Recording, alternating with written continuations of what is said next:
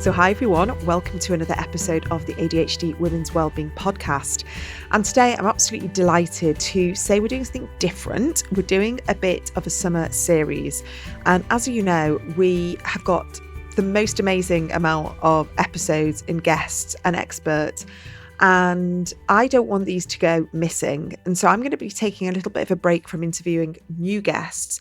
But what I've done is curate some fantastic episodes on different topics, because I really want to kind of create a bit of a roundup on some of the best conversations I've had. I think the ones with the most brilliant aha moments and insights. And I want to deliver these highlights. And also for myself, I go back and listen and learn from my guests. And I want you guys to do the same. So each week we're going to have a different theme, and then we're going to bring it all together in one place. So today we're going to be learning and listening again and again. You might be a new listener here and don't want to go through the whole back catalogue. And so this episode is going to be about relationships, ADHD and relationships, pouring our time and energy into our relationships, but doing so with a more neuro-affirming lens now that we understand ourselves or maybe our partners and family members. We're going to be honing in on understanding our own wants, our own needs, desires, and even those triggers that you know you're bringing to the table, but also how best to show up and how your partner can meet those needs when those triggers and issues and emotions do become a little bit more intense and reactive. So none of this is about perfection. This is not about saying, right, now we have an ADHD diagnosis, everything's going to be perfect. Absolutely not. But I really hope that these clips will allow you to think about how your emotions are showing up in your relationship and the way you love and what your needs might be and why you just can't stand certain things that your partner does. And also what those hormones and the hormonal changes can really mean for connections and our sex life as we enter a new phase. It's really important we hone in on things like sensory differences and our working memory and our executive functioning and all the things that might come into play when it comes to creating more loving relationships. We're going to begin with Lisa Rabinowitz, and I really love this conversation with Lisa. And in this clip, we talk about how to figure out your communication styles in your relationship and why often ADHD people tend to attract other neurodiverse partners. It's very interesting, and how working together as a couple, we can bring our relationship back from that point where it feels like maybe there's no return, that we get better understanding of who we both are, and our desires and our needs, and how to show each other and ourselves that compassion. And Lisa compares managing a relationship to a three-legged race. And it takes teamwork, collaboration, and you just can't push ahead of your partner. But the most important thing is working on ourselves, because that's one area that we can control. And I really love her idea of looking at your partner's strengths and focusing on the positive in the relationship that you have and finding that gratitude, because sometimes that is where we come back from the brink. When I came into the field, it was this person is the ADHD person and this is the non-ADHD person. And sometimes it is really hard because the person who's been the non-ADHD person thinks they are non-ADHD. But I see a lot of neurodivergence and they haven't been diagnosed, and they feel like I'm the organized one. I'm the one that has the routine, just like you described. But frequently, and again, like you said, generally, it could be on the spectrum, just showing up in a different way. They are attracting each other.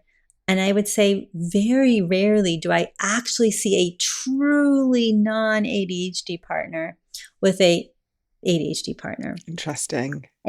I'm not seeing that. That's so interesting. I'm looking around as well, and I'm, again, it's qualitative research as opposed to but for the many clients I've had, my family, myself included in my relationship, it's across the board that it's almost this sort of magnetic desire to, yes, obviously the physicality. And then once you get past, the physical attraction, there's well, that person's really good at waking up in the morning and I'm not so good. So we sort of help each other. But that person is not so sociable, but they need someone else to bring them out of their shell a little bit. And we kind of complement and work with each other But I wonder if you agree that as life gets harder, children involved, neurodivergent children involved, stressors, life, everything.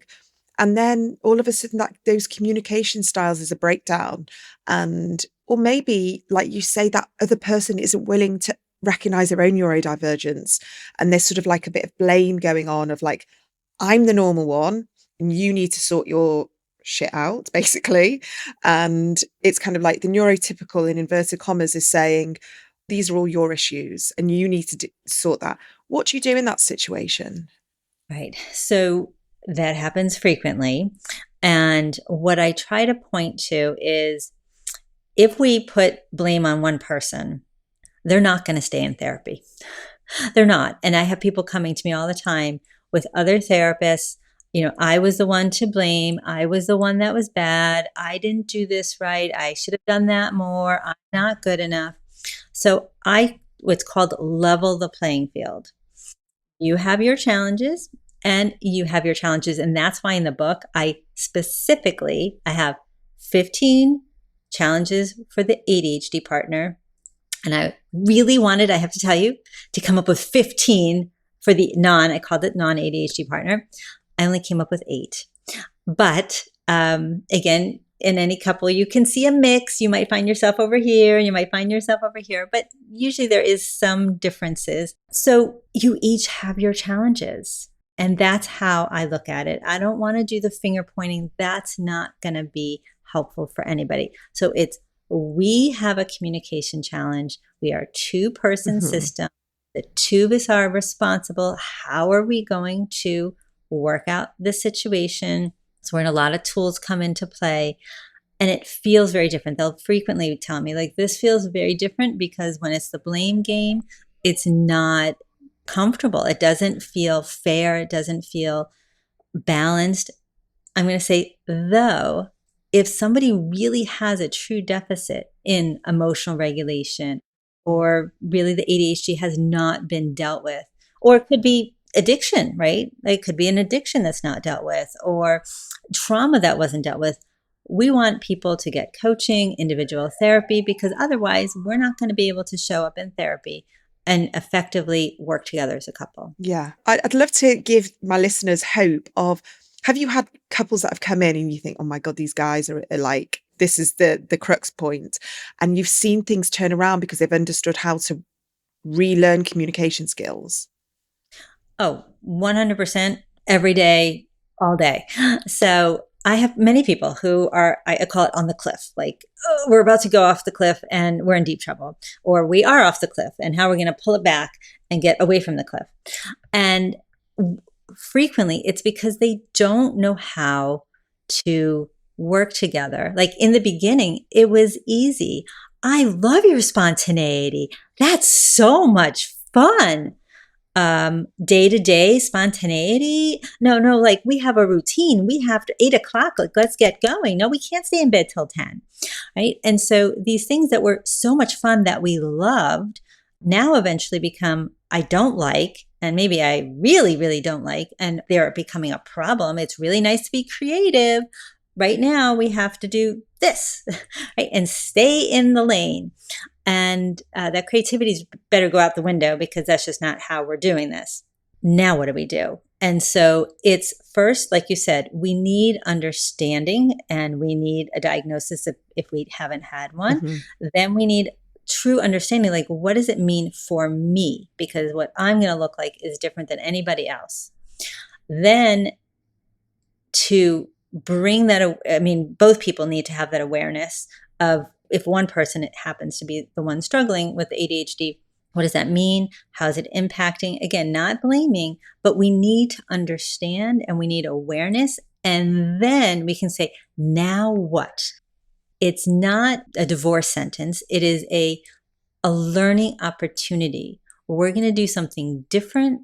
And when we slow down, which is sometimes really hard, then we can practice. What are we going to do next time? Because it's going to happen again that we didn't get up at 8 o'clock when we said we were supposed to, or we didn't pay the bill that we said we were going to pay. Like, there's certain things that we can predict And now we can start planning and preparing, working together as a team and not against each other. It's a very different feel. Yeah, that's really good to hear. I mean, I'm just thinking when you're talking, so many of us have had family trauma. There's been divorce, marriage breakdowns, chaos, dysfunction due to undiagnosed ADHD, and that can impact families. We're looking at addiction, we're looking at financial, array, so many different things here. And I think now that we have awareness, we collectively, and I think I'm going to speak on behalf of many of my community, we want to break cycles, and we look back at the family dysfunction and we see a lot of heartbreak and difficulty and hardship and people not really enjoying lives, not thriving. And they kind of think, I don't want to be like that. I want my kids to grow up in calm, regulated households with more fun and happiness and laughter. And I think what you're saying is that it is possible, but we have to recognize actually what are those difficulties. And I wonder, is it okay for the partner to be a scaffolding for the person who's got ADHD or neurodivergent? Like, what point does that partner have to sort of say, you know what, I have to pull away from being the scaffolding and you have to be more empowered here? I think it goes back to what we both mentioned earlier, which is self-responsibility. First, we need everyone to be showing up. Now, it's okay if you have trauma in your history, addiction in your history, ADHD in your history, all of that in your history, whatever it is, but let's get the help we need. And as we're getting the help we need, right, we're going to get the support. We need a support. We need a support system, a community. I mean, your information to be able to get out to people, like, I'm not alone, because so often people feel like I'm the only one suffering. Nobody else gets this. No one else is going through this. No, you're providing this place where people are like, oh my gosh, that's exactly what's happening in my house. So it's so reassuring. And so what we're going to do is make sure everybody has what they need to show up. And again, that's not always going to be perfect. We are not looking for perfect. Perfect is in the movies. That doesn't really exist. So we're going to need to see where we are and then work from there. What's one small step? What's one small thing? And unfortunately, a lot of times we have been doing the scaffolding for 10 years. So thinking that it's going to end today is not realistic. And so you're going to feel like a failure. Your partner's going to feel like a failure. If you're like, I'm done, I'm not doing this anymore. I know, but you've been doing it for 10 years. So now how do we start rolling it back, start shifting slowly, but we have a goal in mind. We're trying to get to X place, and we're going to take one step together and one step together. We are in a 3-legged race. We are only getting to that finish line together. And so my partner can't fall. My partner falls, I'm not dragging him there or going, I made it to the finish line. That's great, but your partner's way back there. So what are we going to do to take one step forward today, this week? And that's why I like to try to really break it down into small pieces. What's one thing that we can start doing? And a lot of times it's about empowering people. When people feel empowered, like, I can do this, then they're willing to take the next step. And it really snowballs forward with gentle, loving encouragement and empowerment. Yeah, I love that. You forgot that and you didn't do that. That's not going to do it. Yeah. It's not going to do it. Yeah. It's so nice to hear. I like that analogy of the 3-legged race, because like you say, if one goes down, we all go down type thing.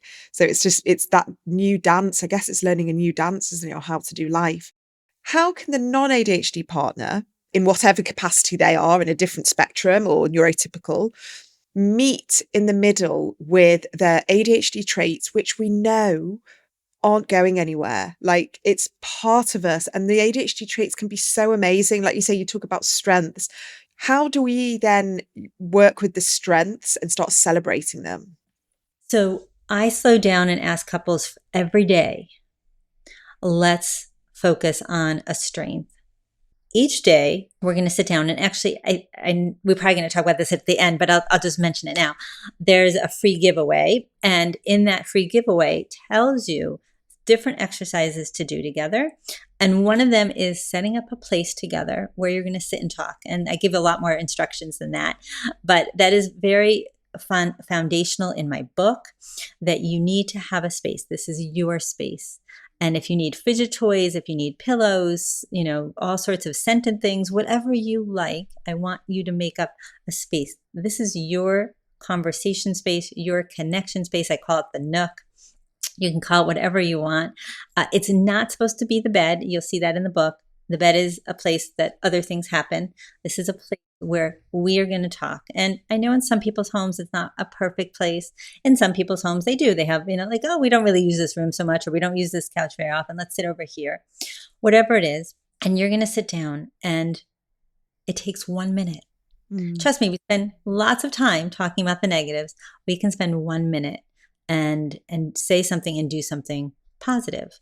And what does that look like for every couple? People can do all sorts of different things, but focus on the positive. That is what we're going to do. Again, it's such a small step, but when we start seeing the positive, we see it over here and over here and over here. And when we see the negative, we see it over here and over here and over here and over here too. Yeah. So our choice. Okay, so the next clip, we have Sara-Louise, Ackrill and Bontle, Senne. And in this clip, we talk about addressing how much we invest in maintaining a healthy relationship and facing up to these hard conversations that many of us are fearful of having.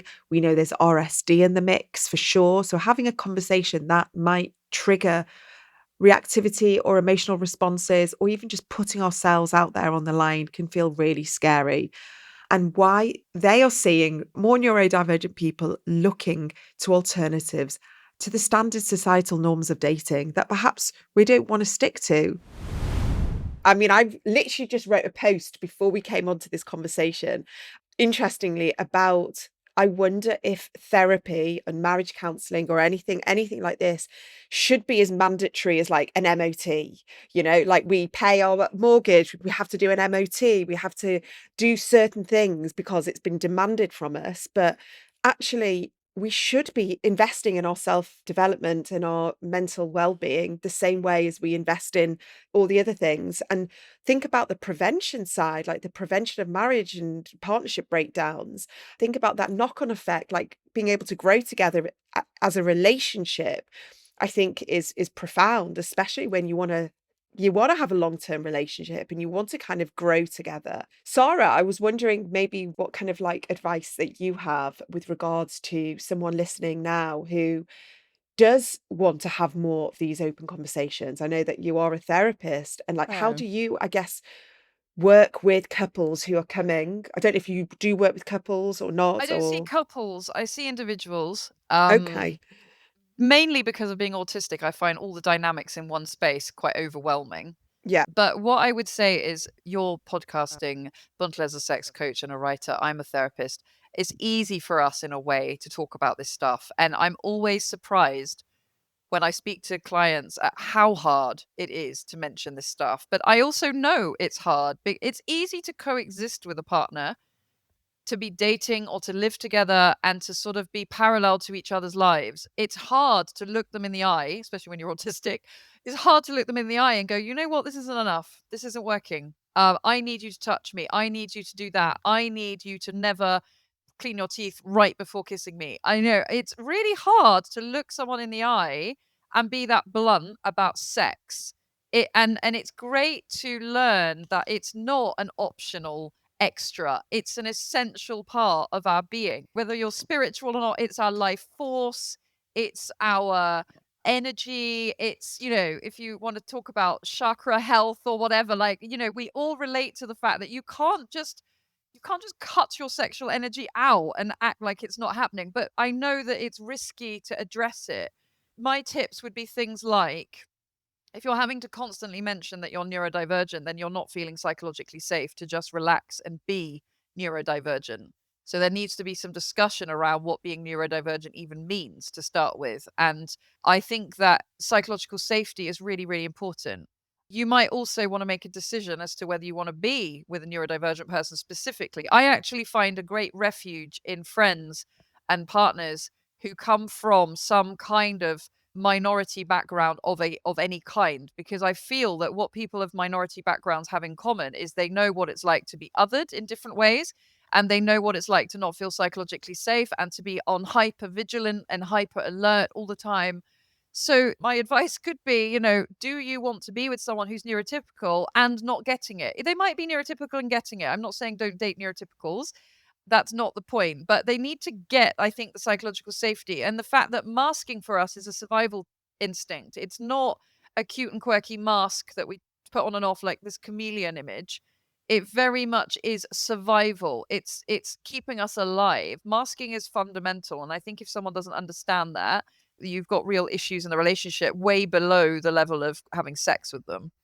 Yeah, I think that psychological safety is so validating and so important to hear you say those words. Like, again, it's the articulation of something like, oh, that is what I'm not feeling. I'm Yeah. not feeling understood. I'm not feeling like someone is taking an interest in what works for me. And like you say, if I drop this mask and I'm authentic, like, will I still be accepted, and will I still be loved, and will I still be that person that they want to be with? And being able to know that we're held and we're in a safe space, and we can start being a bit more articulate with our needs. Well, as Bontle says, nobody goes into a relationship with nothing, right? We all have something that the other person needs to get used to or tolerate or compromise over, etc. And I think that it's important that people either get comfortable with themselves and how they want to show up as an ND person in a relationship, but you don't always have to label things. If you're someone who isn't into labels, you're self-diagnosed, you don't really want to medicalize your conversation with your partner, you can say, this is giving me the ick. I'm not keen on that. You can say, I'd rather you didn't. You don't have to say, I have a sensory sensitivity. You can phrase it how you like, but unless you do the work, you accept yourself, you learn about yourself, you learn to self-advocate, you can't really communicate with another person. So it really is an inside job before establishing the fundamentals with the others. I went on so many dates where I'd be like, well, I'm actually autistic. And they'd be like, right, well, I'm guessing it doesn't affect too much because you've got a business and you seem fine, kind of thing. And that was so offensive. But then I was thinking, what did I expect them to do with that? Now when I see dating profiles and the person goes, I've got ADHD, I'm like, cool, but what do you want the person to, that doesn't really tell them anything about you in a way. Like when you're self-disclosing, I would say this even in the workplace, to what end are you self-disclosing? So sticking on a dating profile, I'm ADHD, or telling your partner, I'm going to get diagnosed, that is one thing. And that could be serving a purpose. But what are you trying to achieve by saying it? Because if it's, in my case, it was, I'm going to put it out there now because in 3 dates, I'm going to become a clingy, horrible, emotional mess. And you're going to think I'm an idiot and not want to see me again. Then I was like, well, maybe that's the bit I need to look at. Why in 3 dates' time am I going to be a clingy, emotional mess? Oh, because I will have unmasked and I'll be sick of it by then. And then they won't like me for who they thought I was. Right. Okay, we'll deal with that then. But just telling them, oh, by the way, I'm autistic or I'm ND isn't really mitigating for the complication further down the line when I stop masking. Yeah, yeah. It's interesting. Are you seeing a difference or a change in mindset or an evolution from, say, our generation, and I'm mid-40s, to a younger generation, even in early 30s? Are they advocating for themselves? Are they more empowered with it, being able to have these conversations? Or is this still sort of like a generational female pattern that we're seeing, of where we are struggling? We are, even from, 20s, 30s, that we're still finding it hard to step into this sort of place of self-authority. Well, I see people who are 16 and I see people in their 70s. Okay. And I think what makes the difference is when they found out and how they go about processing their life presently and retroactively through the lens of neurodiversity. Whether they are 16 or 70 actually is not what makes them more or less good at accepting, advocating, as you might think it would. You might think it was generational. I think it's more about the fact that we are where we are today in society, and this is how we view it. And here are the people of all the different age groups now dealing with that. It's more of a societal thing rather than a generational thing, if that makes sense. Yeah. I think obviously it's going to change geographically as well, because what is true in the UK may not be true in, Ghana. But for me, I'm definitely seeing that women in their 20s, 100% are still trying to do whatever they can to please their partner because they just kind of don't know any better. But a lot of people are going into their 30s and opting out of the system entirely. So just going, dating's not really worth it.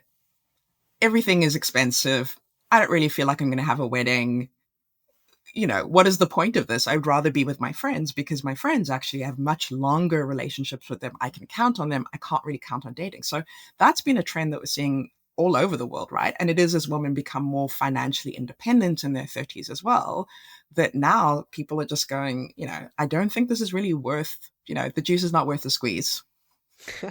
Yes. And take that as you want, I think. Well, we didn't have that one in the book. You did come out with some corkers, but we didn't have that one.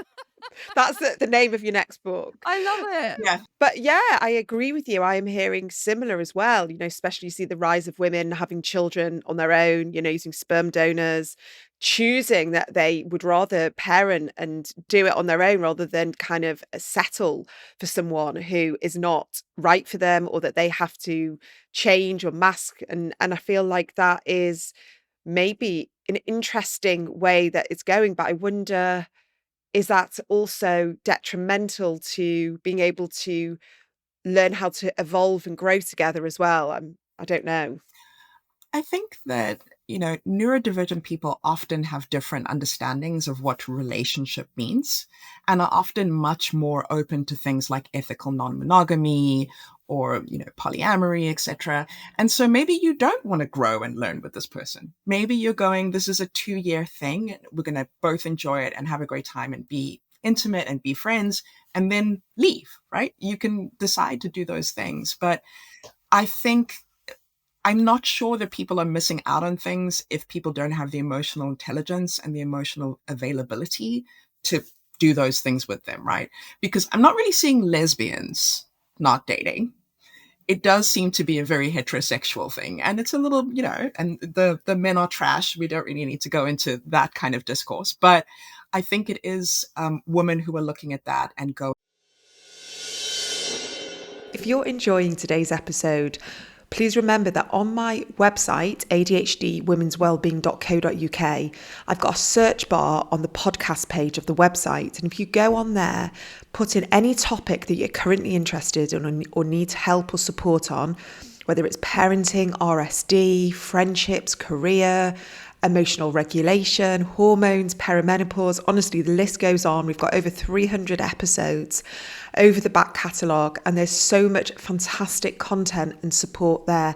If you go to the search bar, you put in whatever you're looking for, it will come up with all the episodes from over the years. And I really want you to use this because today's conversation is not the only conversation that is out there. So go ahead, have a search, let me know what you find in the back catalogue. Let's get back to the episode.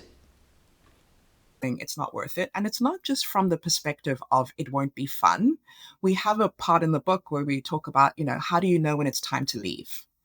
Because neurodivergent women have a much higher likelihood of being in situations where there's domestic violence or there's psychological abuse or coercion, gaslighting.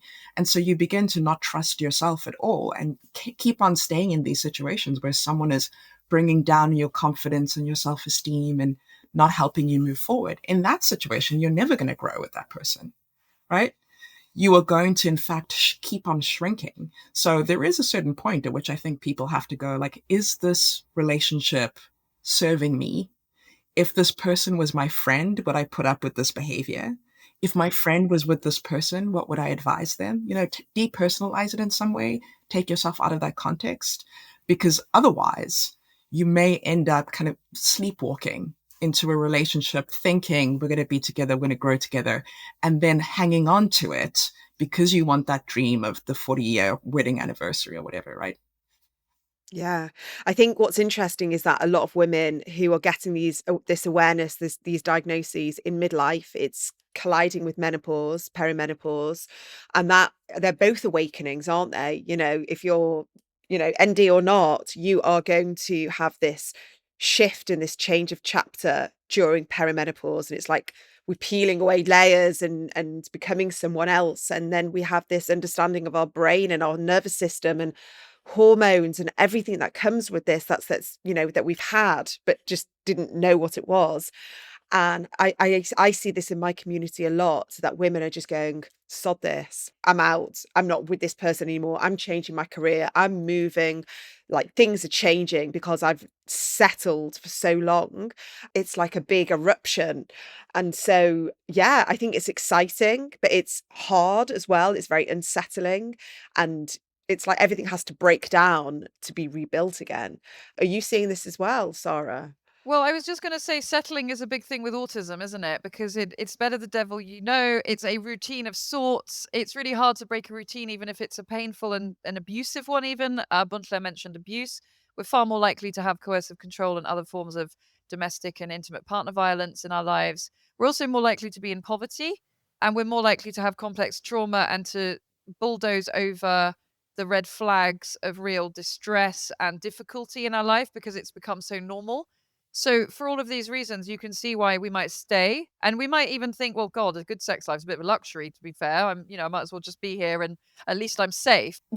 As you're talking about this, it also made me think, for a lot of my friends who got divorces in our early 30s and continued kind of doing the divorce thing into mid 30s, late 30s, early 40s, the one awakening that we're happening, as often because it comes with diagnoses, is we're learning that all the things we thought were faults aren't faults.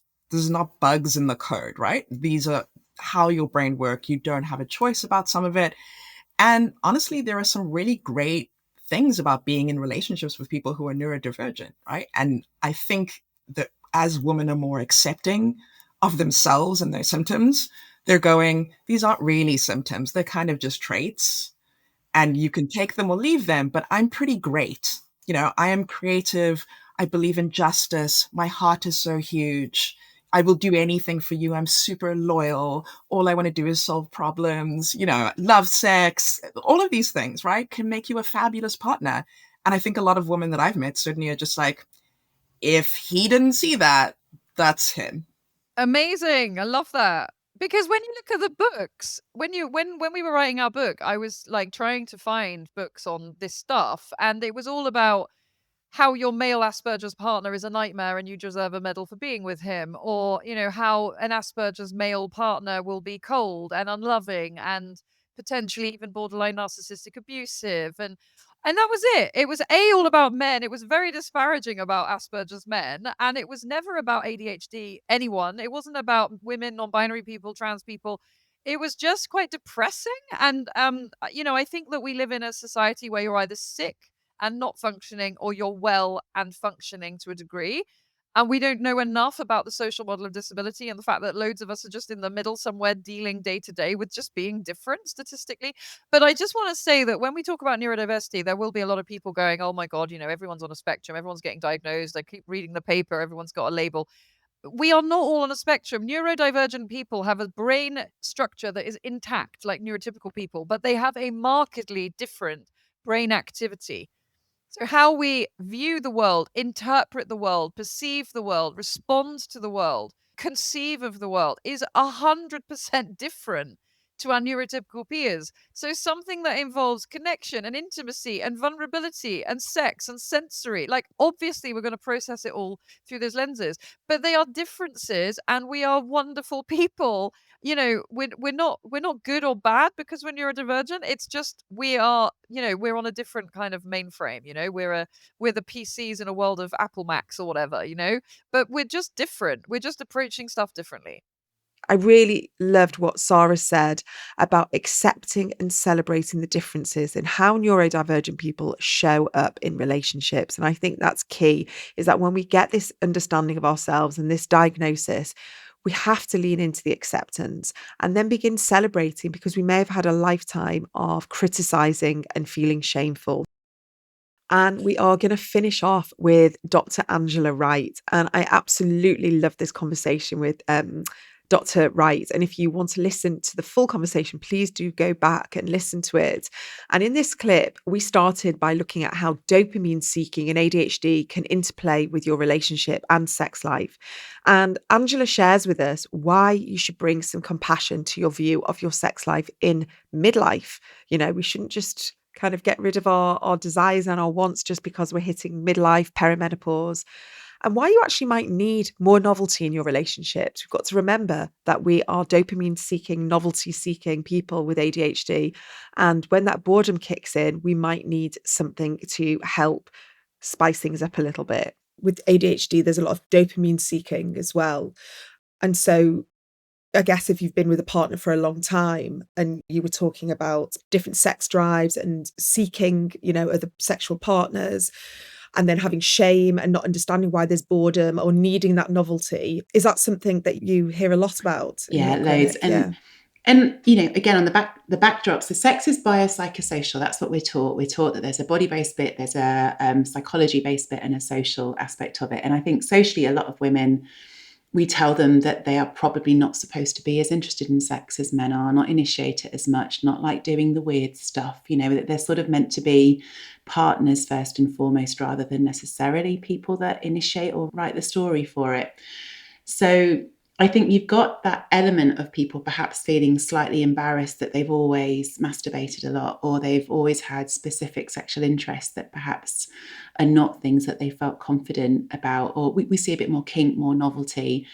And I do see more people acting out, I suppose is the word that I would use, but it doesn't always mean that they're doing that for dubious reasons. There's a lot of stuff that keeps us in long-term monogamous relationships and makes it difficult to say that we're not happy or to leave those relationships. But I do see quite a lot of women who are a bit bored, a bit disinterested, and are maybe starting to find themselves behaving in ways that they don't quite understand what their drivers are, and they feel a lot of conflict over the drive to do something, but also their values or their moral, ethical frameworks. God. Yeah, God, absolutely. There's that justice sensitivity. Yeah. There's that need for stability.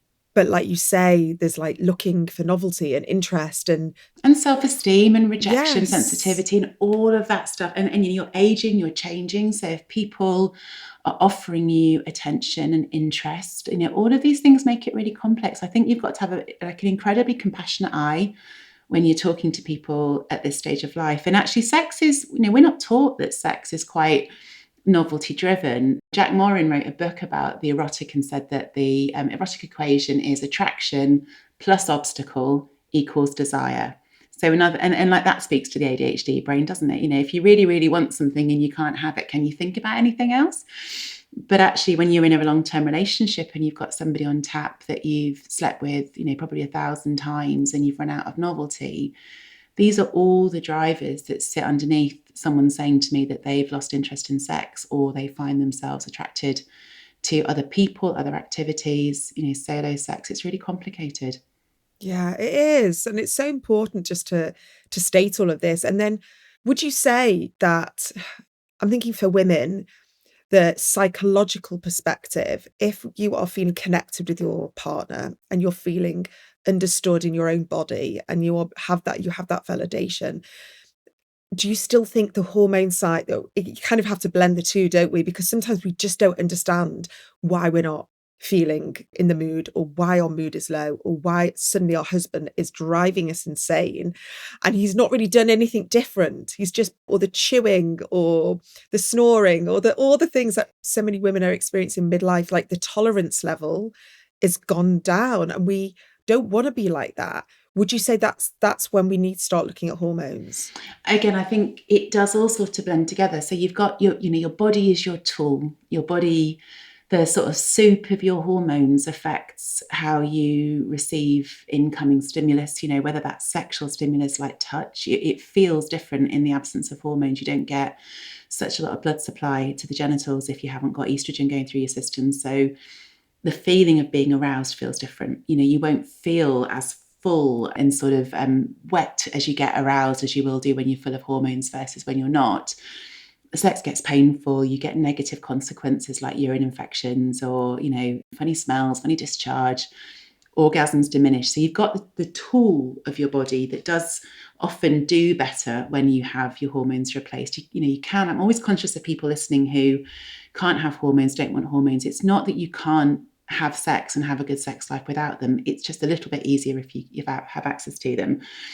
You've got the brain bit of hormones, which is, how easy is it for you to fantasize, to think about sex, to respond to a cue, to feel spontaneous hunger, or to respond to, the view of someone you find really hot, naked, and actually feel something. I get so many women that sort of say, Keanu Reeves could walk through the kitchen naked and I just wouldn't give her monkeys. And that is often, it can be to do with the hormonal part of things.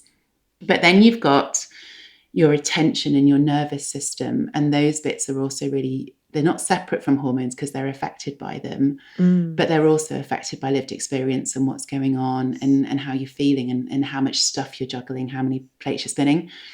And the nervous system, the sympathetic fight-flight side of your nervous system and the parasympathetic rest and digest bit underpin sex, and they underpin sexual arousal. So if you're in permanent emergency mode for some reason or another, so this week I spoke to somebody who had a big postnatal mental health issue, and she's never really come out of emergency since. Partner didn't respond to her very well, didn't feel very safe and held, and ever since she's been a bit cautious about herself and her own coping skills, a bit hypervigilant, and she's lost her desire, because you don't feel desire often unless you're in that sense of safety. Because physiologically, back on the plains, when we were all trying to only procreate when we had the right environmental conditions and there wasn't a lion coming to attack us, the state of our nervous system affected whether we ovulate. It affects whether you can get an erection as a guy, whether you get arousal and erection of clitoris as a woman.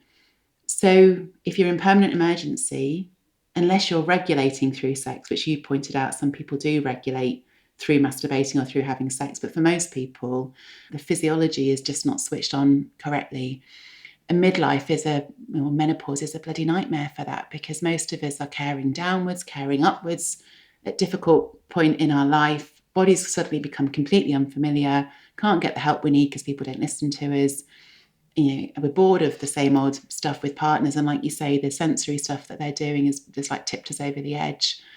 So it's not one bit of it, it really is. I sit down with people and we just go, right, what's your jigsaw puzzle look like? Where's the first big piece that we can put in? Okay, it's estrogen, but actually you probably need to work out this and this and this, and you go through it bit by bit. So I really hope that you enjoyed this compilation episode, and if any of these episodes kind of piqued your interest and you wanted to go back and listen to the specific episodes with those guests, please do go and search for them on any of your podcast channels. Just put in the name and just go through my podcast, and remember, I have lots and lots of resources on my website as well, so please don't feel like you are alone or unsupported this summer.